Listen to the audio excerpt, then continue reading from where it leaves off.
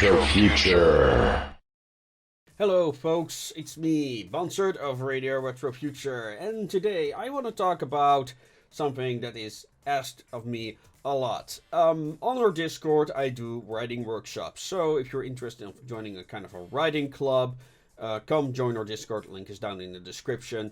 And there I try to motivate people to write things for the Association of Ishtar, link will appear later. And in these stories, the idea is to share a lot of kind of like high concept alternate history slash steampunk slash sci-fi stories with a kind of Lovecraftian bend. And it's about this organization exploring a multiverse through the means of rifts. However, one of the questions I often get, because we also have people who are aspiring game developers, writers, etc., storytellers, right? And they often ask me, like, how should I start a story? This is a question you see a lot.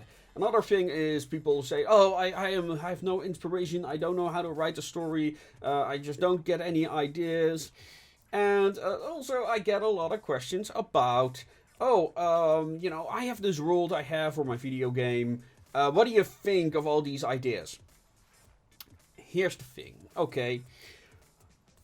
So I want to talk to you about that. I want to make some suggestions, some of how I start stories myself. And also like something that I'm working on how to get your juices flowing.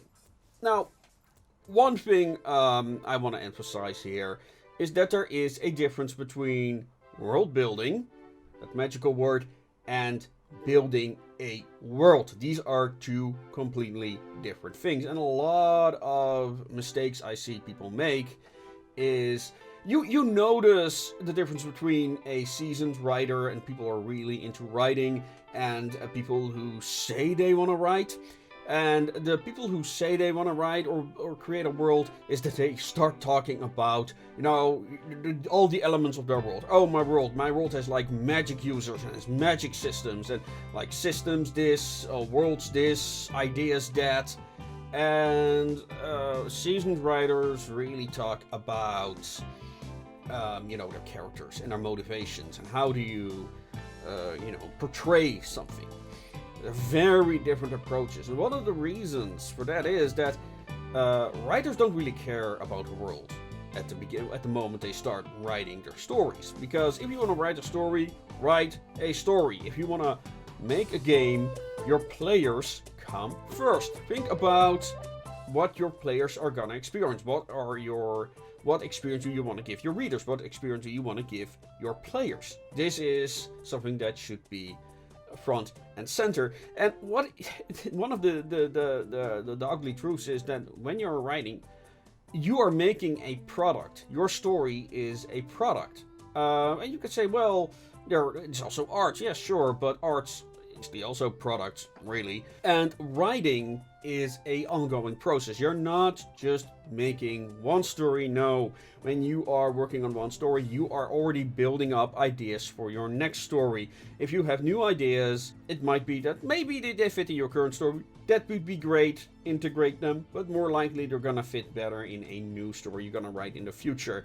So for me, for instance, I have a whole folder somewhere with dozens of stories ideas that I write the concept for. I wrote about what I want to have, what I want it to be about, but I have not like genuinely, seriously worked on them. And the thing is that when I'm stuck on one short story, currently I'm working on 2 short stories and a book. And when I'm stuck on the book, for example, I just start working on a short story. If I'm stuck on that short story, I'm gonna work on the book or another short story.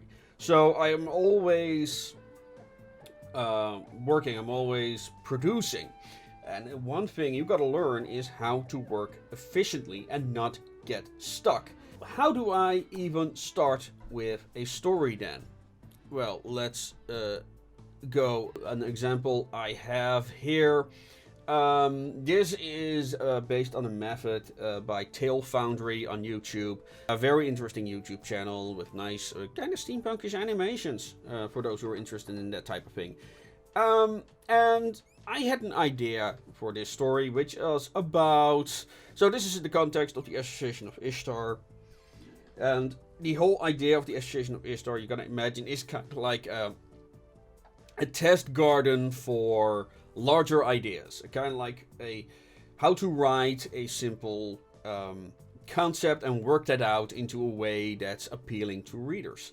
And that you can actually make stories with them. Because what I notice a lot with people who are building worlds rather than doing world building is they're making ideas you cannot do anything with. Like they are making, for example, this really powerful airship. I just named one example. It's like, yeah, it has this, and there's like teleporters like on the Starship Enterprise and can kill Cthulhu.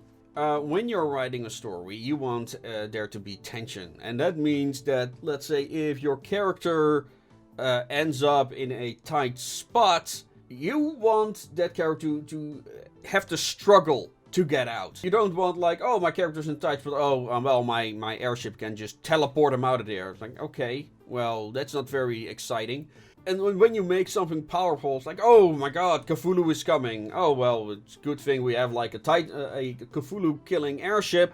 It's like, okay, well, where what is the challenge your protagonists are gonna have if they have this overly powerful weapon that makes no sense in this world? You want your characters' abilities and your cool airships, whatever, to have a place in the story where they can contribute when it genuinely matters, and not like end the conflict before it can even start. So, that being said, I came up with the concept of aquatic monkey man. This is based on one, I think it's an old-fashioned theory, the idea that humans have developed away from aquatic monkeys.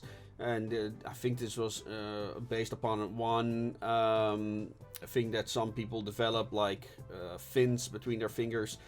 I'm not sure what the exact idea for it was, but we might have like developed from this really small monkey population somewhere on the African coast that could literally have been swept away with one single tsunami. However, I kind of like took that idea and said, well, what if there is a world in this multiverse that is populated by sentient aquatic monkeys who build their own civilizations?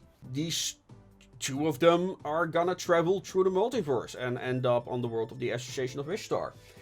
Okay, that's basically the concept that I started with. That simple idea. Now, and what I do then is basically ask myself questions. I write high concept, which often starts with a what if question.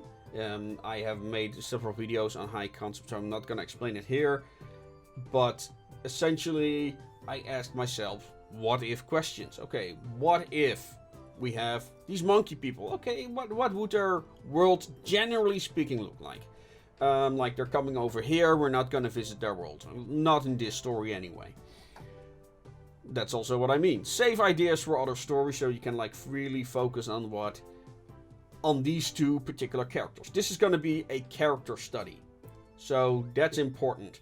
So I ask myself a lot of what if questions. One of them is very obviously, what is their motivation? How did they end up on the world of Association of Ishtar? So that's a question that needs to be answered. Like, why did they start traveling to the multiverse? Okay, I answered that with, well, their world is suffering from an ecological disaster, and they need to find a solution somewhere. See if there are, like, other worlds who solve this massive, massive problem. You know, also, of course, like, what do they eat, for example, because that actually plays a role. You can keep going with all the questions. Just make sure that you are selecting your questions wisely, that they form a cohesive whole. And this is where we're going to talk a little bit about this column over here, the concept column.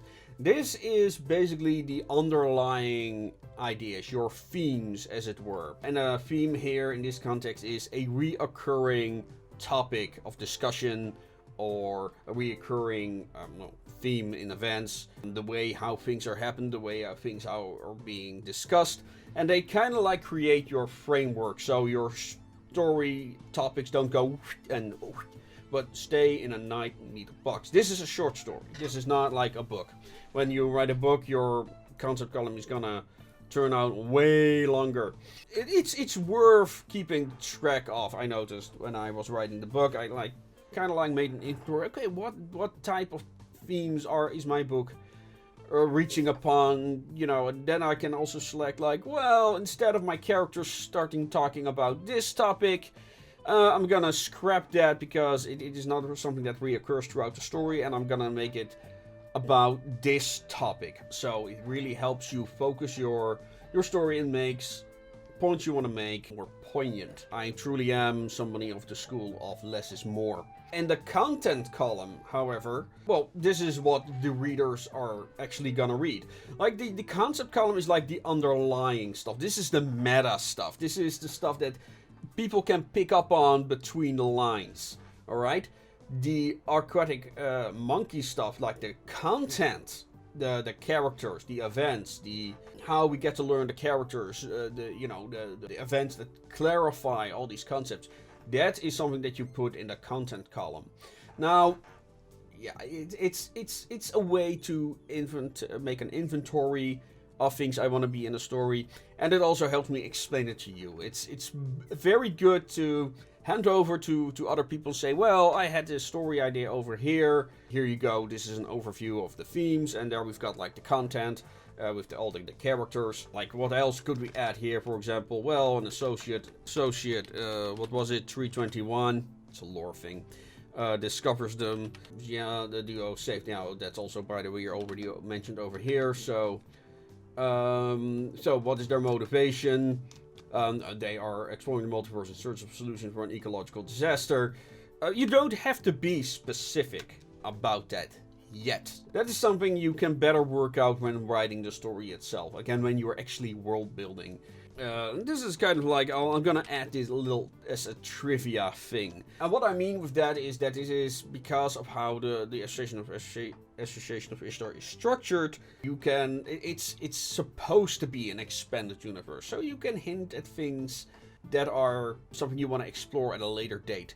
It's kind of like a foreshadowing also to hook readers, oh, they want to learn more about this massive hall with all these gates to other worlds, but that comes along with so many other questions, who built it, how does it work, how is it powered, etc.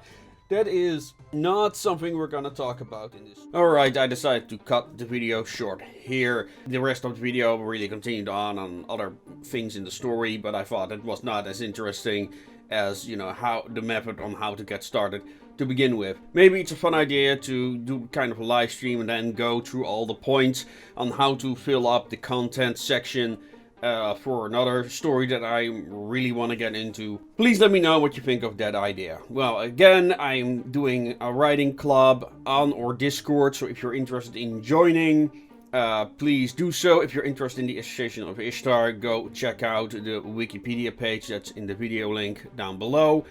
And of course, you are free to contribute to that universe so we can have a kind of shared universe with all types of interesting steampunk and other ideas. Of course, if you enjoy what I do, you can also support us on Patreon and Subscribestar. But I'm just happy that this video was of use to you.